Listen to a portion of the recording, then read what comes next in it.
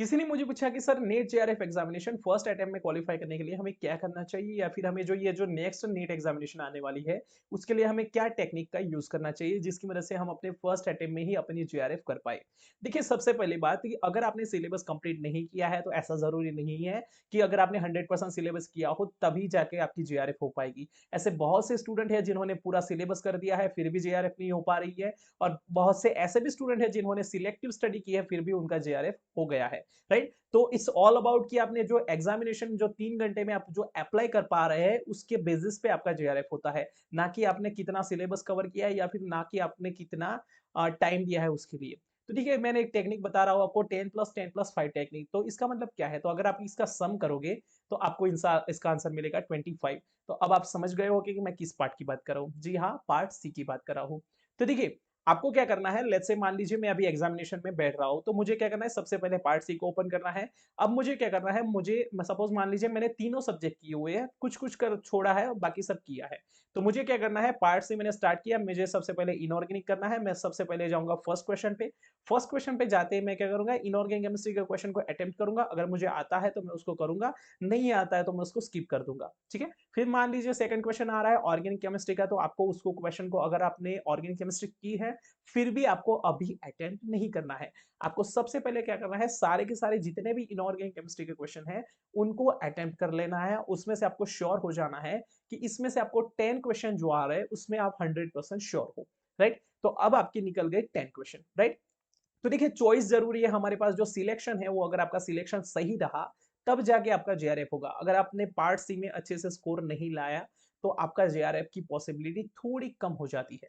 Right, तो inorganic chemistry के 10 question आपको निकल गए। अब आपको उसके बाद क्या करना है, आपको नेक्स्ट जाना है फिजिकल केमिस्ट्री पे।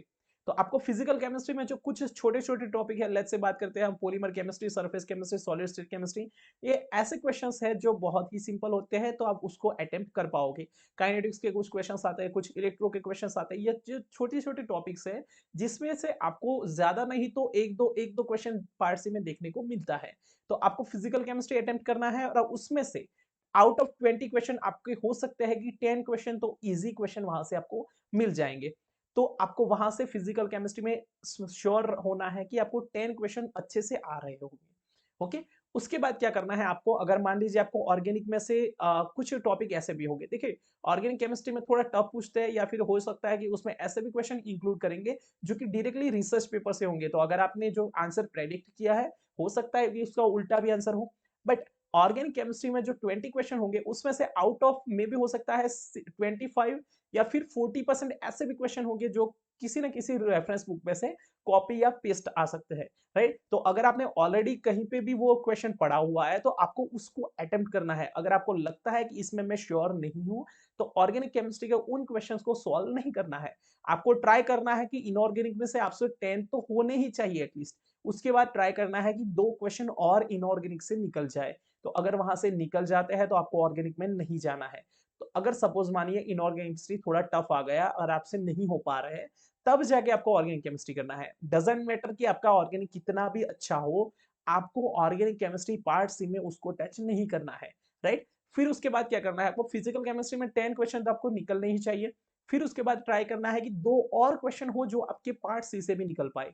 अगर 2 क्वेश्चन वहां से निकल गए तो आपके हो जाएंगे 24 क्वेश्चन। फिर ऑर्गेनिक में जाने की जरूरत नहीं है। बट सपोज मानिए नहीं निकल पा रहा है तो आपको ऑर्गेनिक में एटलीस्ट 4 क्वेश्चन को तो ही करना ही पड़ेगा। राइट, तो ऑर्गेनिक केमिस्ट्री में आपको 4 क्वेश्चन तो इजी क्वेश्चन मिल ही जाएंगे आउट ऑफ 20 क्वेश्चन। तो आप वहां पे जा सकते हैं, बट ऐसे क्वेश्चन में बिल्कुल नहीं जाना है जिसमें आप श्योर नहीं हो। तो 4 क्वेश्चन आपके वहां से निकल जाएंगे। तो टोटल क्या हो जाएंगे आपके 24 या फिर 23 क्वेश्चन ऐसे होंगे जो आपके श्योर श्योर होंगे, जिसमें से आपके करेक्ट होने की पॉसिबिलिटी 99.99% हो। ऐसे ही क्वेश्चन को आपको अटेम्प्ट करना चाहिए। राइट, अब हो गया आपका पार्ट सी। उसके बाद क्या करना है, आपको पार्ट बी में जाना है। पार्ट बी में आपके कितने भी अच्छे होंगे, आपके पार्ट बी में क्या करेंगे, वो जनरली पार्ट बी में थोड़ा टफ पूछते हैं कंपेयर टू पार्ट सी। तो उसमें क्या होगा, आपके 40 क्वेश्चन में हो सकता है कि आपके 20 क्वेश्चन या फिर 25 क्वेश्चन ही हो पाएंगे।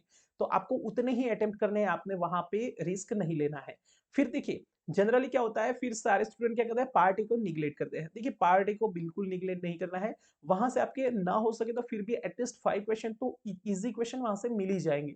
तो आपको पार्ट ए को भी नहीं छोड़ना है। हो सकता है कि आपने थोड़ा बहुत फिजिकल केमिस्ट्री में से स्किप किया हो, थोड़ा बहुत इनऑर्गेनिक से किया हो, बट पार्ट ए की थोड़ी बहुत प्रैक्टिस कर लेना, क्योंकि वहां से थोड़ी सिंपल क्वेश्चन आते हैं।